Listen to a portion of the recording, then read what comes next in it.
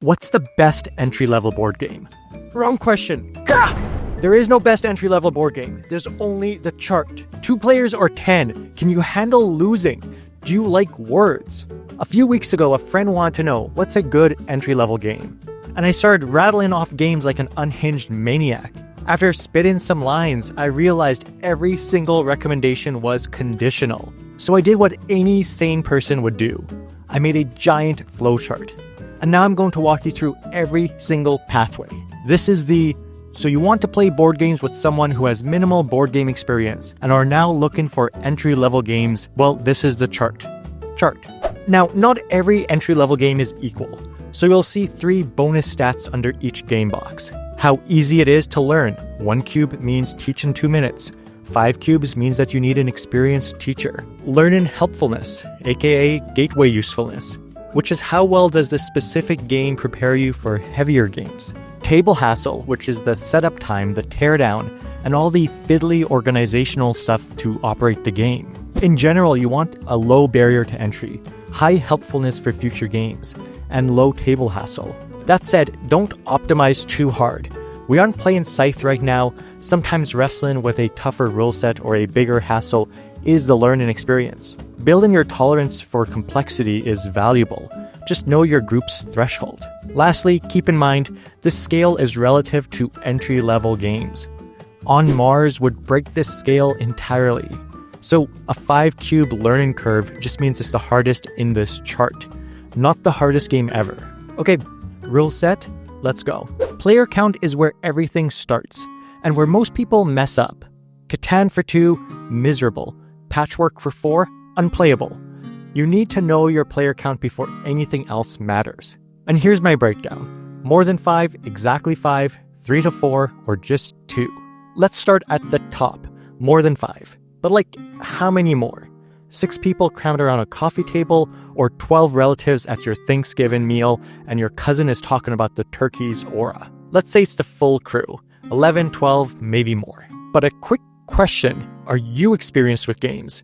Not your group, but you specifically, because you're about to do some heavy lifting. Blood on the Clock Tower is almost entirely your problem. You're the storyteller, the person running the show, and you'll need to learn a complex rule set. You'll watch tutorials, read supplementary materials, do online quizzes. But for everyone else, it's incredibly intuitive. They'll figure it out as they play, and new players are often even better than experienced ones because they haven't learned the meta yet. They just tend to make stuff up and get to play with the mechanics. Being in the dark and trying to solve the puzzle is the fun, and asking why or how or what is the game at its purest. Now, Blood on the Clock Tower is social deduction at its finest. Hidden roles, layered information, misdirection, the kind of game where someone's getting accused of being the demon while frantically trying to prove they've been drunk the whole time. One rule from me though, if you go down this path, play Trouble Brewing exclusively. Don't get cute with the advanced scripts until everyone is ready. Just trust me on this. Now, not everyone wants to be the storyteller though. It's a lot of work, and that's fair enough. Blood on the Clock Tower is just a lot of responsibility for that one player. So here's my follow-up question. Taxes or screaming? If you pick taxes, we're talking about Welcome to, a flip and write that plays 1 to 100 people. Everyone gets the same 3 cards flipped each round and fills out their own little sheet, strategizing to build the best little neighborhood. Each micro decision is weighty and leads you down a unique puzzle to your own board. Plus, it's completely simultaneous play, it's really fast to learn, and there's very little downtime. There is a weakness though. Scoring feels like filling out your taxes. You're tallying pools, you're counting blocks of houses, checking how many times you've messed up.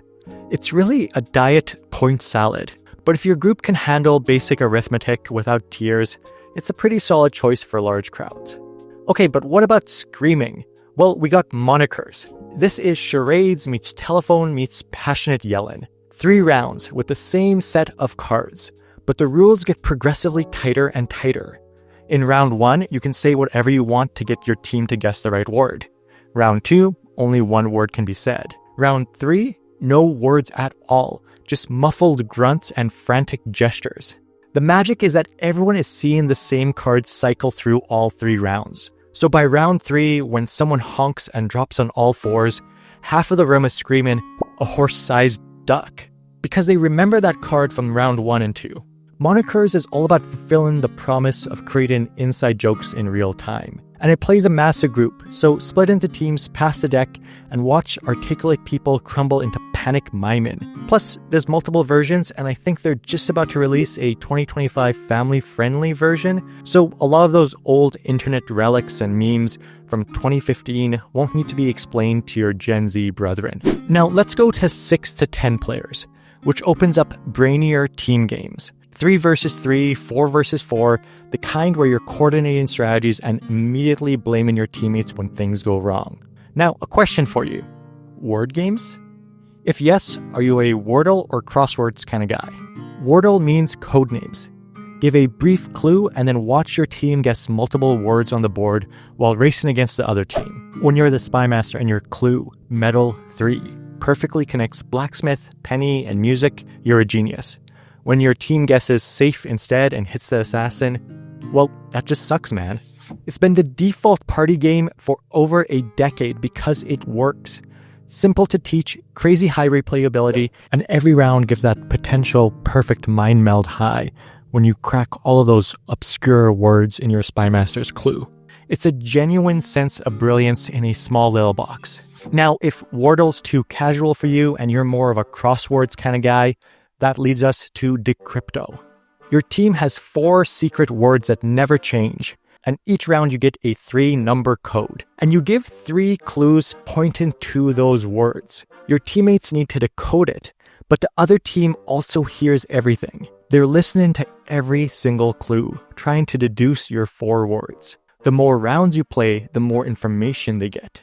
So you're stuck. Be too obvious and your enemies figure out what words you have. But be too vague and your own team will fail. It's this escalating tension where every clue is a tightrope walk between clarity and obscurity. To me, Decrypto, it's definitely more brain-burning than codenames. It's like when I do the crossword versus Wordle. But what if you're too cool for word games? Too literary for cheap parlor tricks? Fine. Poetry for Neanderthals. 1-syllable words only. Elevator becomes up-down box. Your friend has to grunt, me, dig, rock, dark, for coal miner. Get it wrong, and you get bonked by an inflatable club. It forces articulate people to communicate like aggressive toddlers with immensely important things to say. It's always fun watching someone try to struggle to solve a difficult word like musclehead.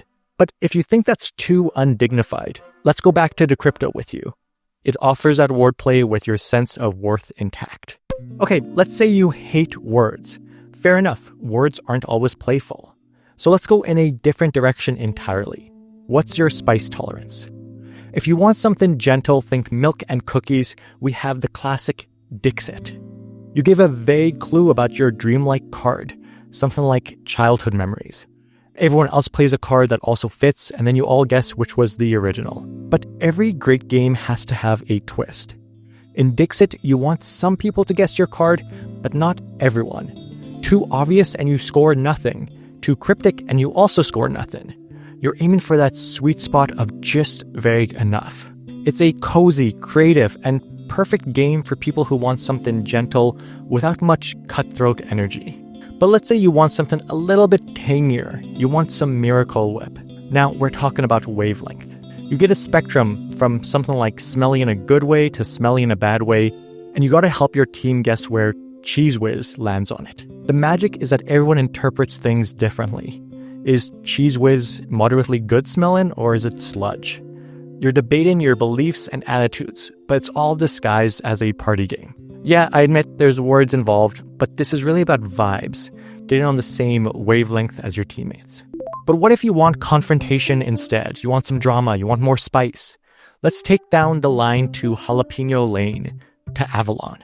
Avalon is another social deduction game with hidden roles, secret evil, tons of lying to your friends' faces, but it plays very differently than something like Blood on the Clock Tower. You're trying to complete these quests as the good guys, but there's evil among you, actively sabotaging these missions. The game creates a steady stream of information that lets you piece together who's good and who's evil, Or you can just helplessly watch as Merlin stress spirals into silence. I find Avalon as one of the most pure, most distilled social deduction games.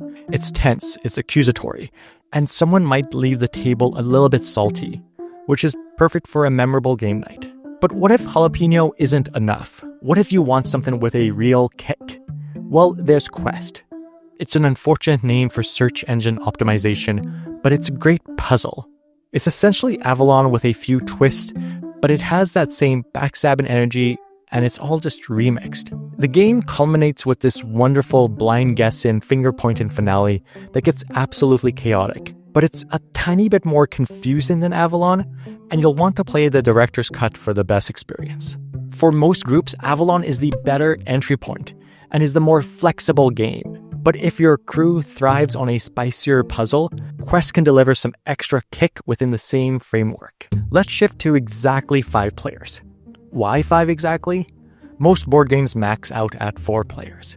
And games that usually go beyond 5 are kind of party game focused.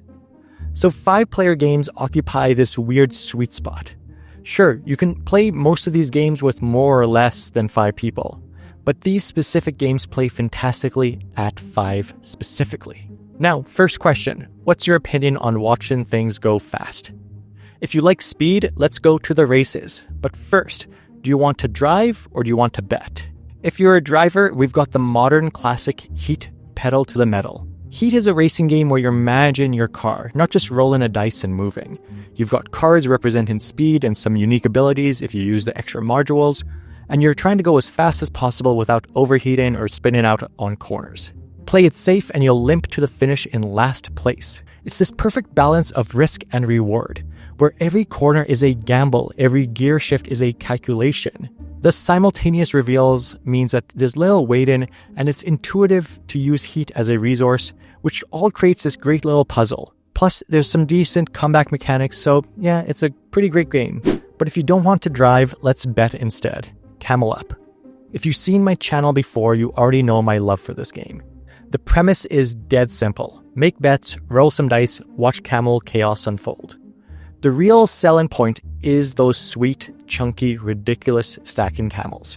When one camel lands on another, they move together, which turns your sure thing bet into a towering disaster. The math is just vague enough that you can calculate probabilities, but never fully predict an outcome. Great times, and someone always loses their mind when the wrong dice comes out and ruins all of their plans. Alright, what if speed isn't your thing? What if you'd rather play some mind games? In that case, got a poker face. Coup is perfect for you. It's a near perfect introduction to character-specific abilities, while being a deceptively nuanced bluffing machine. You've got 2 hidden roll cards, and on your turn you can claim to be any roll, even ones you don't have. But if someone can call your bluff, and if they're right, you lose a card. If they're wrong, they lose a card. It always feels possible to claw your way back from a bad situation. And if you can convince everyone you got something they're afraid of, it really works out in your favor. Of course, everyone always claims to have the Duke. But what's that other card you're hiding? That's something people are sweating over. Now, if you can't bluff to save your life, in that case, do auctions thrill you? If they do, we have the auction classic, Modern Art. This is Rainer Knizia at his most confident. You're buying and selling paintings that have no inherent value, but the value is entirely what you and other players make it through those auctions. You run 5 different types of auctions, and while bidding and manipulating the market, you're pumping up artists you own and tanking the ones you don't. The most popular artists become incredibly valuable commodities, and the competition can become immense. Modern art is really economic warfare disguised as an art gallery. Newcomers can grasp it, while pros can express subtle strategic nuance, and everyone gets to experience the joy of accidentally funding their opponent's victory. Now, if auctions make you nervous, then it's simple. Build or destroy. If you decide to build, we have 7 Wonders. This is a card drafting classic, where you're building a civilization over 3 different ages. You're passing cards around the table and picking what you need to best optimize your tableau. Everyone plays simultaneously, so there's practically zero downtime. And you can grab a card, pass the rest, keep moving. The strategy comes from watching your neighbors and drafting cards to block them, but also piecing together your own engine. It teaches card drafting fundamentals better than almost anything else, and it plays fast and cool once you get all the iconography down. Plus, you get to build a nice little efficient civilization, and its Tower and Wonder, which is always really hip. But what if you'd rather destroy? In that case, we have King of Tokyo. Your giant monsters being the kaiju juices out of each other, while vying for that control of Tokyo. It's kind of like Yahtzee with kaiju. Roll dice, reroll what you want, and then pummel your opponents or heal or buy power-ups with the energy. The dilemma itself is Tokyo. Occupy the city for bonus points, but then you absorb punishment from everyone else without being able to really heal yourself. So you're weighing perpetually whether to abandon your crumbling position on Tokyo or to stubbornly cling for it for victory points. The dice are satisfyingly chunky, and the kaiju are gloriously absurd, and witnessing someone get obliterated moments before triumph never loses its luster. Alright, that's it for 5 players. Let's move on to the meat and potatoes of board gaming, 3 to 4 players. This is the golden range where a ton of games are designed to shine. First thing first, can you tolerate one another? This is critical because at 3 to 4 players, you'll either interact heavily with opponents or you can play something where everyone practically ignores each other. And let's start off. Being in the room with these people is slowly ruining you right now. In that case, there's a follow-up question. 70% skill, 30% luck, or 30% skill, 70% luck? Let's lean towards luck for a moment. And that takes us to Quacks. Quacks is a game all about pulling ingredients from your bag and hoping you don't explode. You're brewing potions by blindly drawing these tokens, which will advance your potion's potency, which gives you more points and buying power. But if you draw too many boomberries, your cauldron will detonate. In Quacks, the push your luck element is intoxicating. Every draw is risky, but stopping early means watching everyone else zoom past you. Plus, there's a good element of power progression as you buy better ingredients and make a more harmonious set of ingredients, ever inching to maximizing your potion score. It's accessible, tactile, and manages to make everyone invested in their own little disaster without much player interaction. But what if you want a bit more skill in your solitaire? In that case, I present you with the toughest choice of all: birds or fish. Wingspan and Finspan are fundamentally the same game. You're collecting cards, building a scoring engine, watching it snowball into this tableau of maximum efficiency. Each card makes future actions stronger, turning early game decisions into long-term payoffs. There's a catch though. It's a race against your opponents, but both of these games feel isolated in a very peaceful way. You're cultivating your own little point machine while your opponents do the exact same 2 feet away. It's meditative multiplayer solitaire. And if that sounds appealing, you can't go wrong with either. A very small asterisk though. Wingspan is slightly more complex than Finspan, but we're talking about 5 to 10% more stuff. The real difference is on that birds or fish. Choose based off which animal makes you feel more alive while optimizing your engine. Okay, let's rewind a bit. What if you actually like the people you're playing with? In that case, you can handle games with real player interaction. This leads us to a choice. Do you care about gaming history? Catan is the game that launched the modern board gaming industry as we know it. It's the gateway game that opened the floodgates. But if I'm being honest, most people should skip it right now. It's historically important, but it's been surpassed and improved upon. But if you're drawn to experiencing where it all started, Catan is the answer. If you want a great game, just keep moving down this chart. Now, Catan is a game about settling an island, rolling dice and praying to the statistical gods that your numbers will come up. You're gathering resources, wheat, sheep, wood, and building settlements and roads, while racing to 10 victory points. A key innovation of Catan is this modular hex board that created the island itself. It's revolutionized the game and world, but to me, I think trading is where the soul of Catan lives. You're perpetually negotiating with opponents, trying to convince someone to give you that one brick you desperately need, while trying to hide the fact that that would win you the game. And yes, it suffers from runaway leader problems, and it can really drag on with the wrong group, but it is undeniably the gateway game that opened the floodgates to the modern industry. But if gaming history doesn't really matter that much to you, let's skip ahead a few years. These are the modern classics, Games that took advantage of the large new market from Catan and forged their own path. Each one taps into a specific vice, starting with passive aggressiveness. Ticket to Ride. You're collecting colored train cards and claiming routes across a map, racing to complete secret destination tickets for points. The rules are absurdly simple. Collect cards, play match-in sets to claim routes. Connect your cities. But the passive aggression is sublime. Someone claims that route you desperately needed. Well, now you're taking a scenic detour through half the continent, seething quietly while maintaining a pleasant smile. There's a tension that builds up beautifully as the game progresses and routes become scarce, forcing players into increasingly desperate decisions about whether to go for that long, risky route or to play it safe. Ticket to Ride has replaced Catan as the default gateway game for good reason. It's cleaner, it's faster, and has that perfect balance of accessibility and legitimate strategic depth. Plus, there's like 15 different map versions, so if you somehow don't like the base game, you can try another one. Okay, but what if your issue is FOMO? Raw is Reiner Knizia once again at his strongest, creating an agonizing decision space with deceptively simple rules. You're bidding on tiles that represent different aspects of ancient Egyptian civilization. Pharaohs, monuments, the Nile River. The tiles get revealed one by one on the central track, and if someone evokes Ra, they force an auction for the whole lot. The FOMO is excruciating. Do you bid now for this mediocre collection because you desperately need the flood for your Nile tiles? Or do you hold onto your high-value sun disk for a better opportunity, risking that someone else snipes what you need? The sun disks themselves are brilliant as they move around between players and create a fluid, closed economy. It creates this crunchy decision space where every auction is this painful calculation of current values versus future opportunity cost.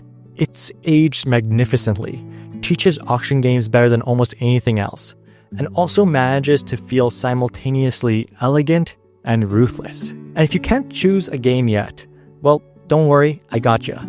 You suffer from choice paralysis.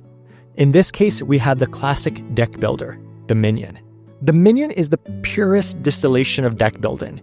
You start with a pathetic deck of coppers and estates, and each turn you're buying better cards to shuffle into your deck, making future turns stronger and stronger. The cards you can buy change every game, and you're trying to figure out which combinations will create the most efficient point scoring machine.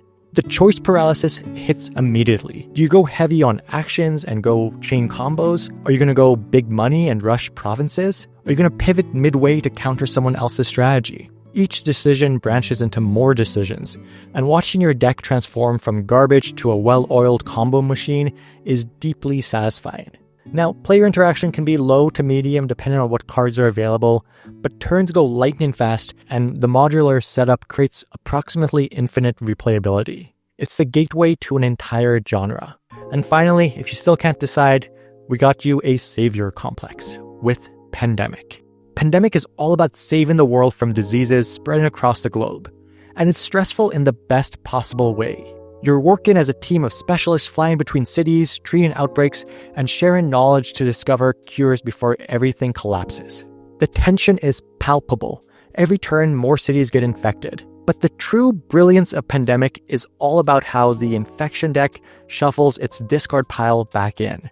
So cities that just got infected, they're coming back up again, creating these escalating hotspots that spiral out of control into outbreaks. You're constantly triaging and making decisions about which imminent crisis to address first. Pandemic has legitimate sense of cooperation, which glues its mechanics into a great little puzzle. The only thing is you have to sometimes watch out for players who just take charge of the whole game.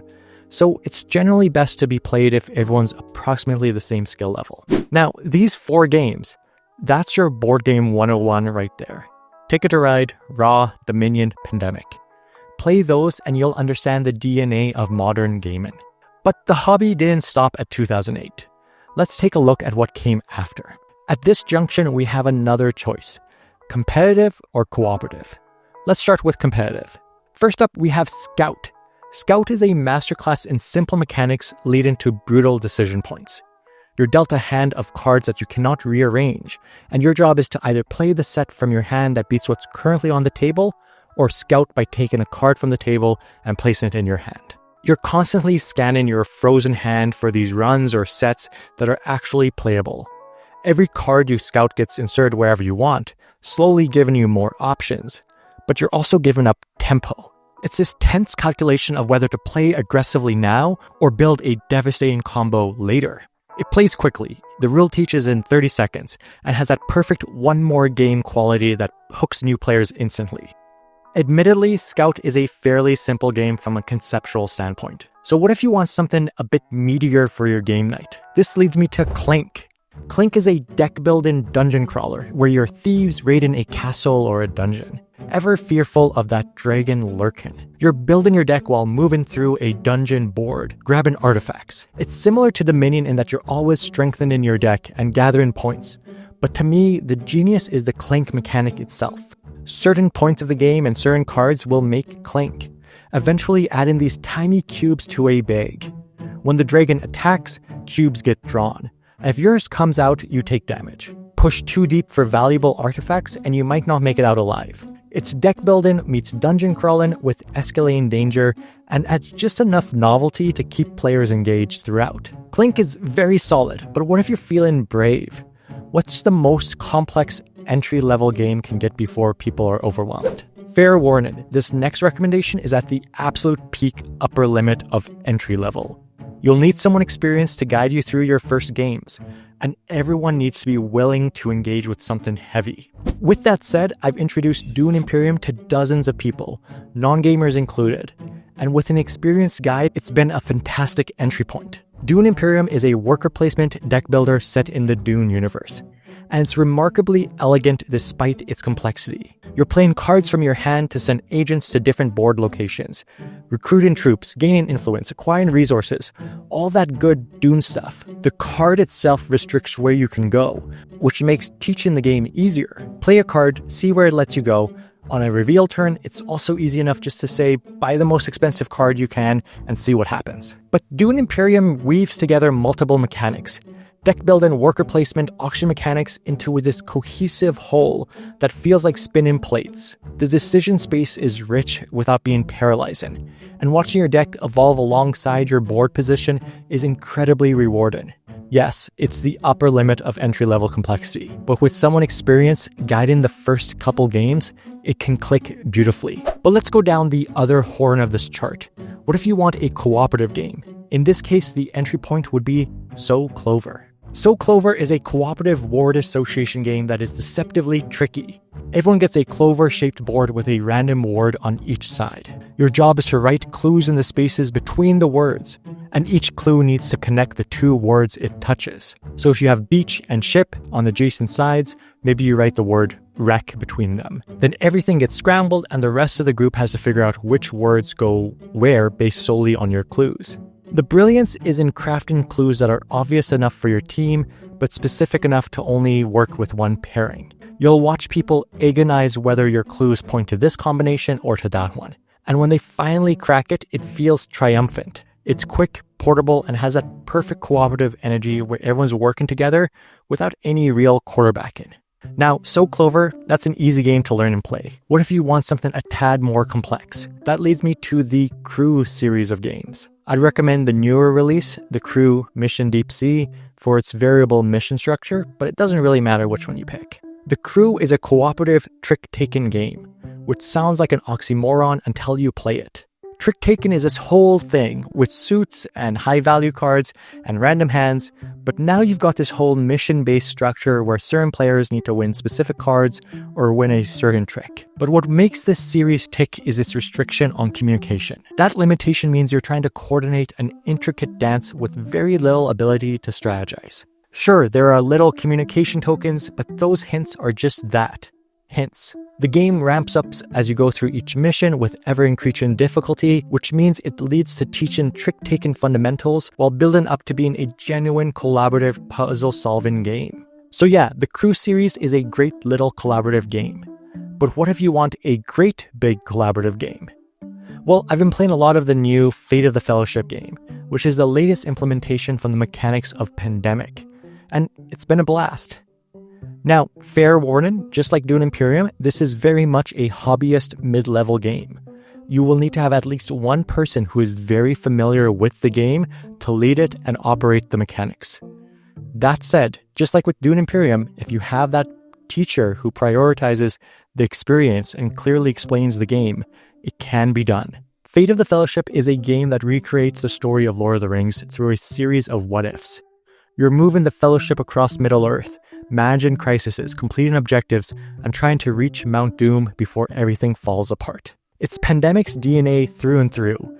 Actions, unique player abilities, escalating threats, but themed brilliantly around the game's story. The game's greatest strength is that it allows a unique narrative to be created, which is absolutely captivating and engaging for gamers who might have never experienced a strong, emergent story before. That said, it is definitely more complex of a game, so you need to make sure people are down for this before you bring it to the table, and you really need that person to manage all the fussiness. Okay, so this is the co-op versus competitive section, and what it really was meant to show was like a 1, 2, 3 complexity level. Scout or So Clover, perfect for complete beginners with zero gaming experience.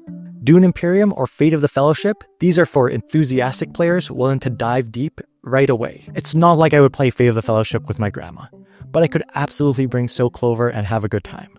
So use your judgment on where your group lands.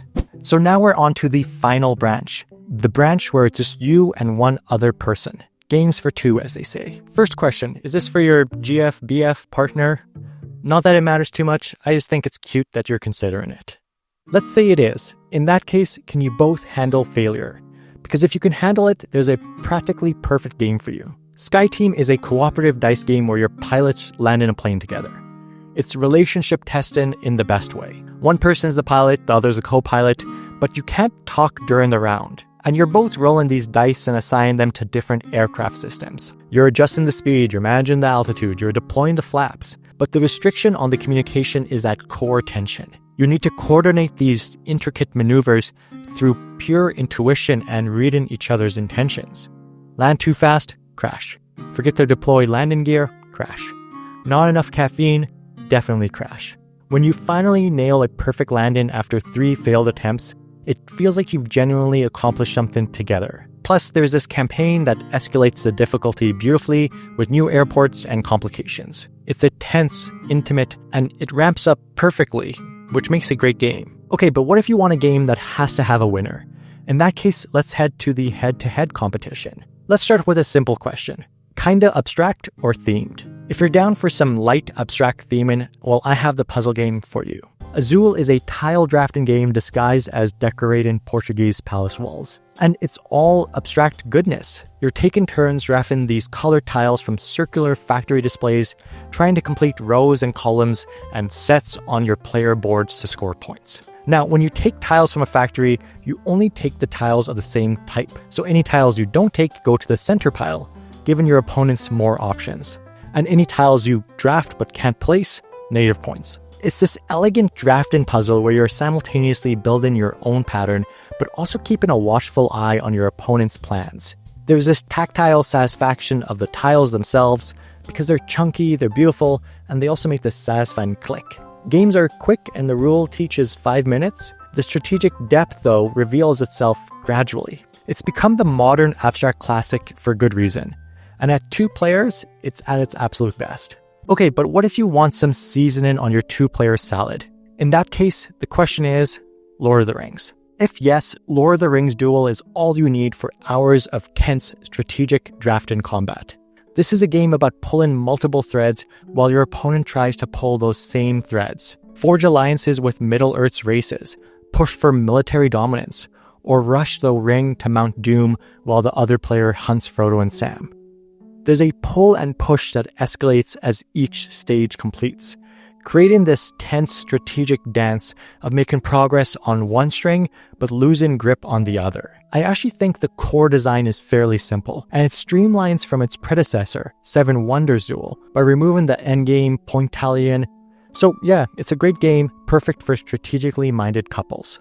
And if you're not into hobbits, then I would suggest Radlands. This battler is endlessly replayable, deeper than your love for your partner, and easy enough to teach in 3 minutes. The beauty of Radlands is that it's a game that's quick to learn, but the decision space and variables at play keep the game's core engaging. Each game is dramatically different because each of those camp cards have wildly different strategies. And the games are quick enough that losing just makes you want to run it back immediately. Now, it's a brutal, elegant game that has that one more game quality that will keep you up until 2 a.m. Okay, now let's look at this from the other arm. This is not your partner. In that case, have you ever met this person before? If your answer is nope, then oh boy, do I have the game for you. Patchwork is a 2-player puzzle about quilting that's deceptively strategic. You're both building quilts on personal boards by purchasing these Tetris-like fabric pieces with buttons. The hidden ingenuity is the time track. When you buy a piece of fabric, you move forward based on its time cost,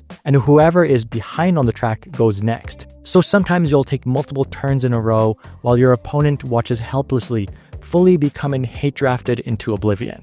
You're trying to fill your board efficiently for bonus points while also sabotaging your opponent's draft. So there's this constant back and forth tension of finding the most efficient way to solve your board while denying key pieces. Patchwork, again, is quick to teach. It has zero randomness after that initial setup, and the satisfying spatial puzzle of fitting pieces together makes it perfect for a first game meeting. Plus, the quilting theme, it's rather pleasant, which can disarm people from the rather cutthroat competition of quilting. Then again, you do have to commit a cardinal sin of board gamers: removing the shrink wrap off. Now, for the rest of the 2-player side, is it different if you're playing with a friend versus a partner? Not really. The core recommendations are the same. Sky Team Azul, Radlands, and Lord of the Rings Duel works beautifully in either scenario. Use your theme and vibe preference to make the call. And look, these are all just suggestions. There are dozens of great 2-player entry-level board games out there. This is my chart with my picks based on what I've seen work. Alright, that's it for the chart. Almost. Because we're not just yet done. I want to touch on one more thing, called the baits. There are really 3 categories of baits that can lure unsuspecting fresh gamers into a pit of misery and confusion. First, deceptively complex games. These games look so cool and so fresh and market themselves as more approachable than they are. The problem is you can't guide players through them the way you could with Blood on the Clock Tower or Dune Imperium or Fate of the Fellowship.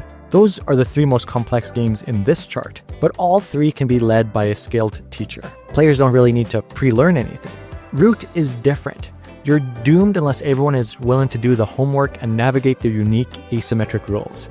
I know it looks cute and approachable, but it's a painful lesson to teach this one on the fly. Second bait is extremely punishing games.